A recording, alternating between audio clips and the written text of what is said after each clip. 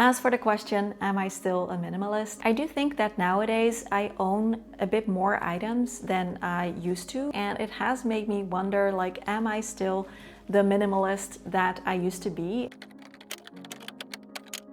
12 years ago, I started exploring minimalism. I started decluttering my stuff and simplifying them because I felt overwhelmed by all the things I owned. And I also started seriously thinking about how I was spending my money and if buying all of these items was truly adding anything to my happiness. As I learned more about it, minimalism became less about just getting rid of things and more so about creating space for peace, for purpose, for clarity. It helped me to consider what truly mattered to me and let go of what didn't. Minimalism has always stayed with me, but I have noticed after 12 years of living with less stuff that some habits have really stuck with me and have become like second nature, while others not so much. So today I'll be sharing 10 minimalist habits that I still practice after 12 years and 5 habits that I don't, that didn't end up working for me, because in the true spirit of minimalism, I've also learned that letting go of habits can be just as freeing as keeping them. So as always, feel free to grab something nice for yourself to drink if you want and join me, and let's talk about it.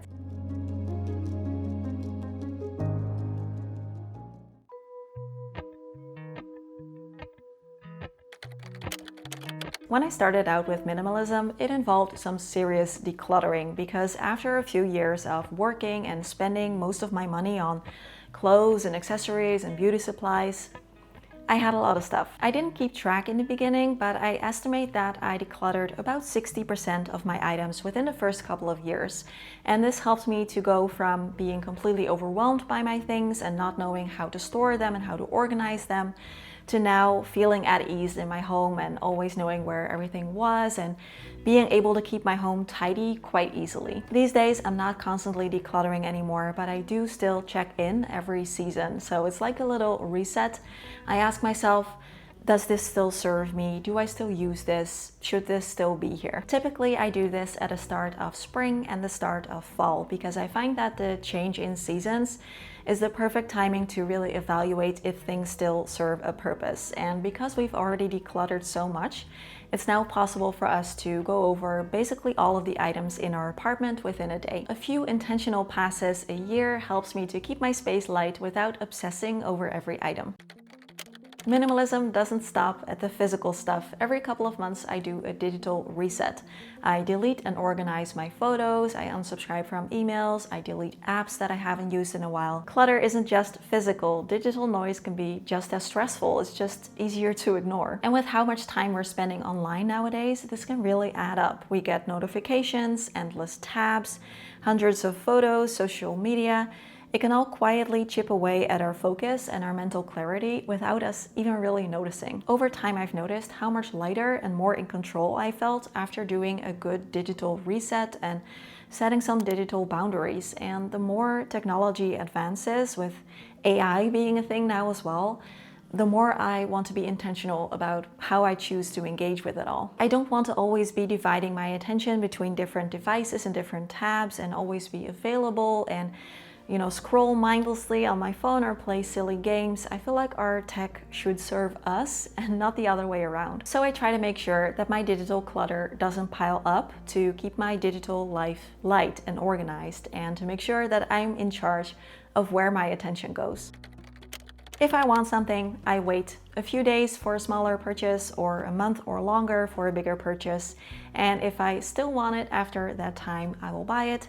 But most of the time I find that the urge fades. This is a habit I started when I first learned about minimalism, and over the years it's just become like second nature, like a built-in filter between impulse and purchase. Pausing between seeing, desiring, and purchasing is now more important than ever. We live in a world of instant gratification that is designed not to get us to think this through, to immediately see something, click add to cart, and get it delivered to us the next day. Consumer culture and advertising are designed to make people want more and faster, and to not think, do I really need this? Will this truly add value? So I give myself time to reflect. Why do I want this? Is this a fleeting desire?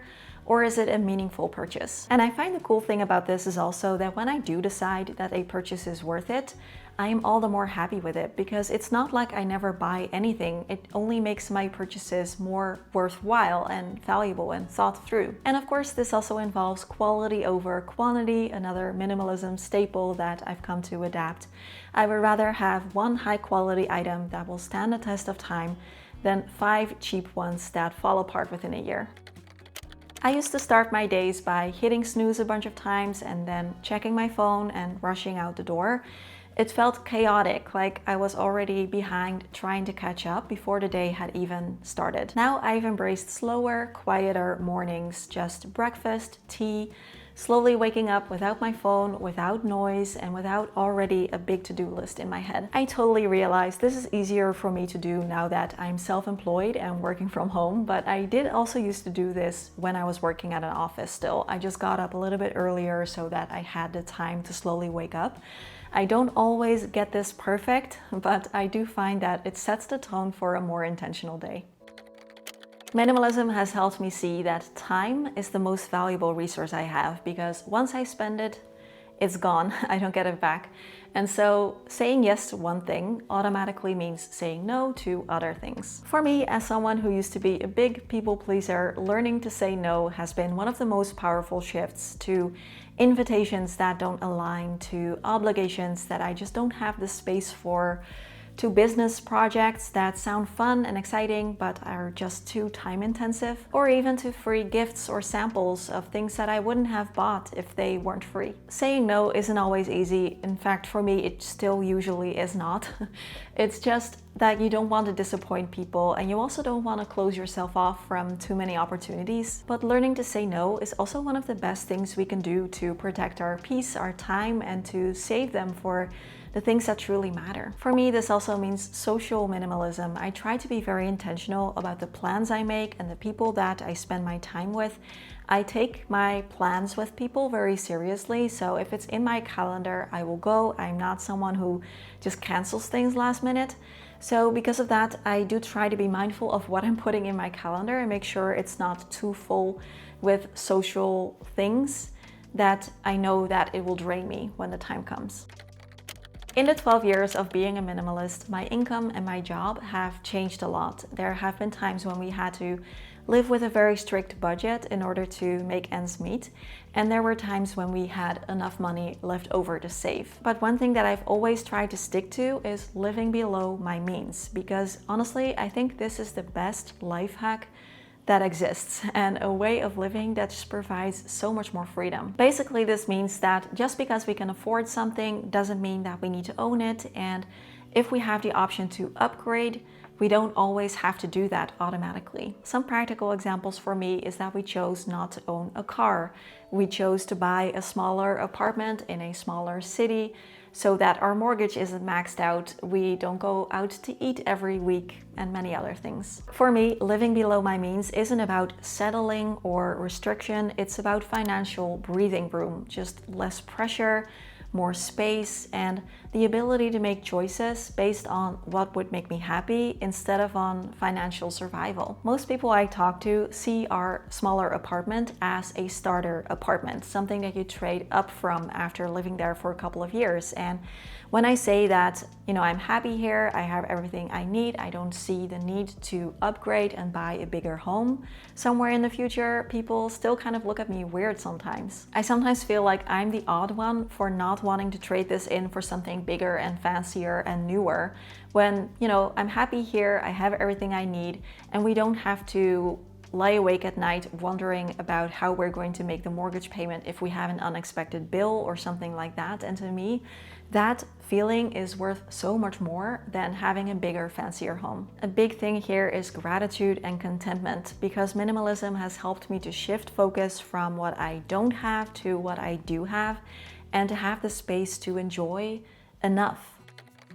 Experiences over things, one of those core minimalist principles that has truly changed my life for the better and that I know will always be a part of how I make my decisions. Minimalism has helped me to focus on living more instead of owning more, and to be honest, that wasn't always the case. I used to feel that items were more worth my money than experiences, because I felt like, why spend money on one fun day when I could also spend it on a necklace or a bag that I will have for years. So just because it was a physical item that lasts, I felt like that made it more valuable. But minimalism and intentional living really changed that around for me, and I started thinking more about what it is that actually makes a person happy and what makes a life full and meaningful. And just because something lasts doesn't mean that it has lasting value automatically. I would much rather spend money on a happy memory, something that lights me up or teaches me something or connects me to the people I love, than on yet another item I don't need. Because the joy of stuff fades, but the feeling of a meaningful experience, that tends to stay with you. It becomes part of your story,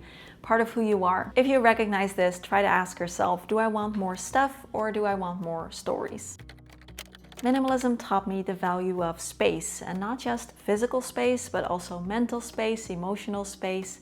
Just the value of emptiness. I used to feel like every empty wall needed a piece of art, every empty corner needed a chair or a plant, and every moment needs to be productive, every moment in my calendar needs to have a plan. And now I see emptiness not as something that still needs to be fixed, but something that has value of itself. I love empty space. It's like a deep breath. It calms the mind and invites clarity. In my own home, I love decorating, and I will always put little touches of personality here or there, but I've noticed that when I leave certain spaces intentionally empty, I just feel so much more relaxed here. There's just a lot less going on. This is why people often say that the best ideas come to them when they're taking a shower or when they're out for a walk or just doing nothing, because there's room for them to show up. Emptiness, it's like the place where ideas are born from. One of the best things about minimalism is that it helped me see the power of small, consistent habits over time.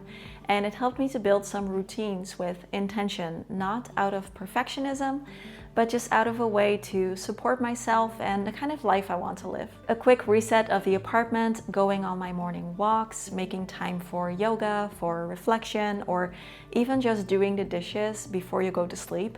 All of these small, consistent habits have helped me to keep my life from spiraling into chaos more times than I can count. And it's not just physical habits, it's also how I'm spending my time. I'm spending less time shopping on my phone or watching a show that honestly I don't really care about that much, and more time reading or having fun with my boyfriend. And every time life gets stressful, I find these habits extra helpful because they provide structure and calm, and they help me get back to myself. I used to see success as basically another word for achievements. So getting a degree, getting a promotion, getting a certain job with a certain income, with a certain lifestyle and fancy things. And while some of those things can be worthwhile, I started asking myself, is this what I really want, or is this just what I think I should want? Just like I've been told that I should want a walk-in closet or a new phone every year, or even a bigger house or a fancy car. Over time, I started redefining what success means to me, and I think the key here is not basing it on what your life looks like from the outside, but by how it feels on the inside. I now feel successful when I wake up in the morning and I feel refreshed and I'm excited about the day that I have ahead of me, or I'm at least not dreading it.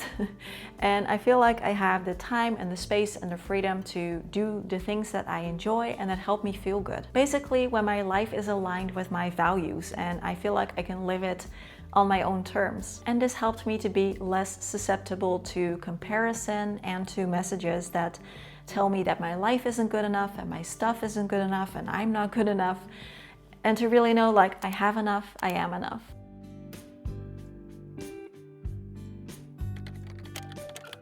The one in, one out rule. I used to follow this one. If I bought something new, then something old had to go.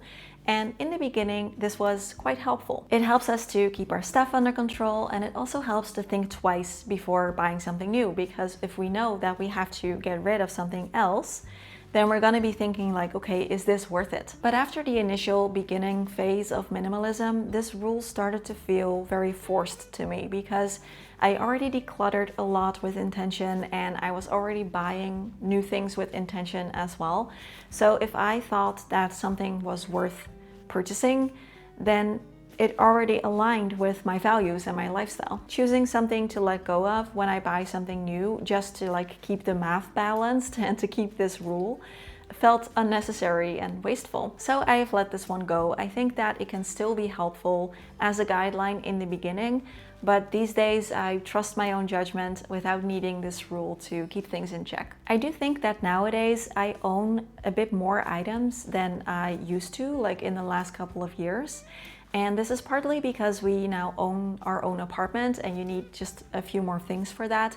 But also I got some more things just because I thought that they were fun, and it has made me wonder, like, am I still the minimalist that I used to be? And I'll talk more about that feeling later in the video.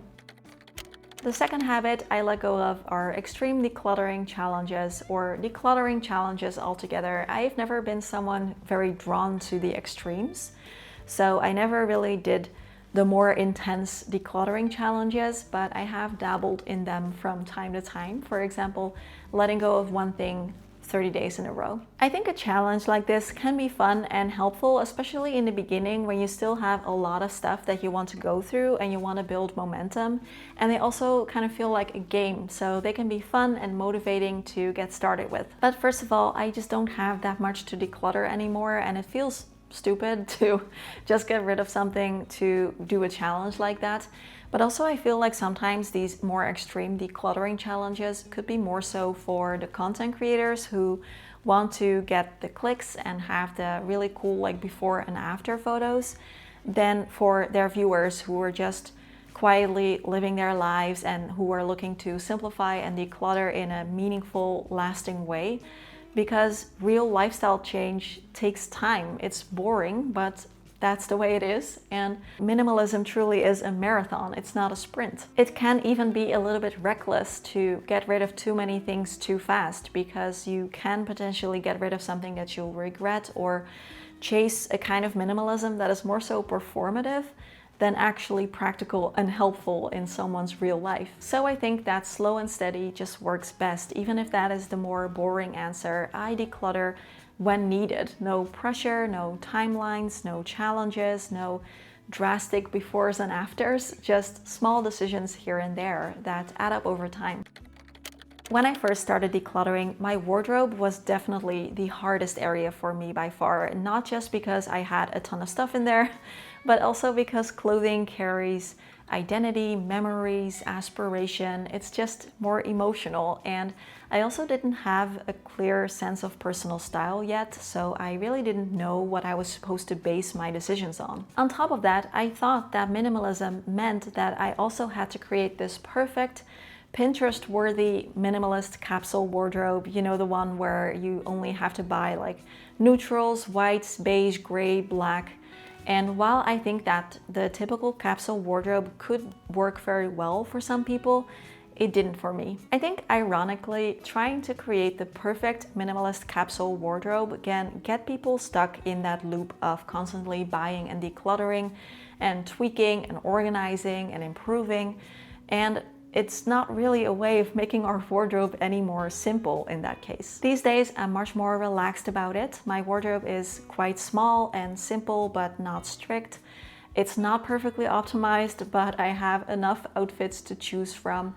Most of the pieces in there I've had for years and I still like them, and yeah, I feel like that's good enough for me. So if you feel that your wardrobe works for you and your life, then that's a win in my book.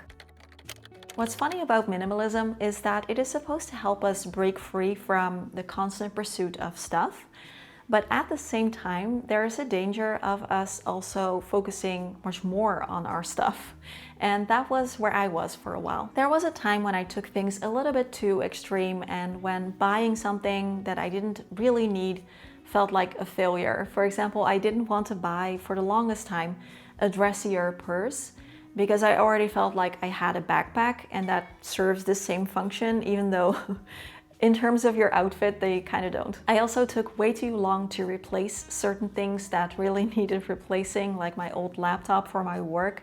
That was so slow when I was editing videos, but I didn't want to replace it because I didn't feel like I really needed it. Or if it was just a small thing that could make me happy or add some beauty to my space, I would second guess it forever, just wondering and wondering if it was truly valuable enough to justify a purchase. And all of this wondering took a lot of time and energy, which is what minimalism is supposed to help you save. So I have let go of this guilt. Sometimes having this label of I am a minimalist can be helpful for us when we want to remind ourselves of, what's really important, or when we feel tempted to do an impulse purchase that we really don't need. But other times it can also be limiting, like we need to prove something or fit a certain image of a minimalist. And also in my case with being online, if I buy something, basically it's going to be seen by thousands of people, unless I hide it somewhere, I guess. And it also held me back from trying new hobbies because I didn't want to purchase the things that you need to get started with them. Small example, I love baking, but for years I refused to buy a cooling rack. Why? I don't even know. Like, now that I have a cooling rack, baking is so much nicer and easier. For a while, I used to keep track of how many things I bought and how many things I decluttered. So I had a bullet journal, and basically I would use that to keep score throughout the year. And then if at the end of the year I decluttered more things than I brought in, then that was a win. And if I bought more things than I decluttered in that year, it made me wonder, like, am I even still a minimalist? These days, I honestly have no idea how many things I'm buying or decluttering. I've completely stopped keeping track of this. And that's the point, because minimalism isn't about the numbers, it's just about how it serves you and how it makes your life better. As for the question, am I still a minimalist? I guess it depends on how you see it and who you compare yourself to. So if I compare my purchases to those of someone who is living this like digital nomad, extreme minimalist, living out of a backpack lifestyle, then yes, I buy many more things. But if I compare my things and my purchases to that of, I guess, the average consumer who doesn't really think through all of these things too much, then I would say definitely yes, I'm still a minimalist. The point is that it is supposed to serve you and the kind of life that you want to live, and that looks different for everyone. There is no minimalism police keeping score and deciding who's allowed in the club, and even if there was, I wouldn't be applying for membership, I don't think. Minimalism is just a tool to make your life better and easier. That's it.